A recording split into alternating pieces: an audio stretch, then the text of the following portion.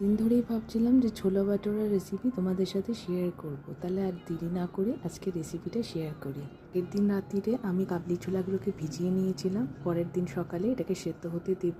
পরিমাণ মতো জল দিয়েছি, একটু নুন, একটু হলুদ, একটা তেজপাতা, দুটো লবঙ্গ আর একটুখানি দারচিনি দিয়ে এটা মোটামুটি 4টে সিটিতে সেদ্ধ হতে দেব। তো তার আগে কিন্তু একটুখানি বিটরুট ঘষে দিয়েছিলাম কালারটা আনার জন্য।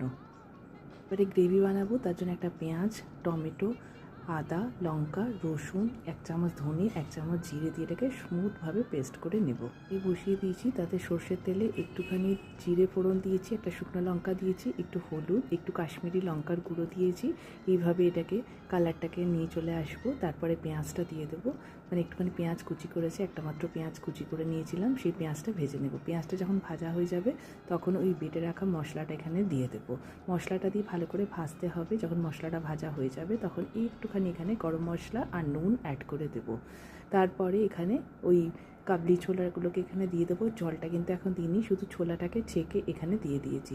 ছোলাটাকে মশলার সাথে ভালো করে মিশিয়ে নেব। তারপর এখানে পরিমাণ মতো জলটা দেব আর ঢাকা দিয়ে একটু ফুটিয়ে নেব।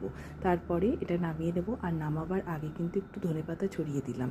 ব্যাস রেডি হয়ে গেল আমার ছোলার বাটুরের ছোলাটা।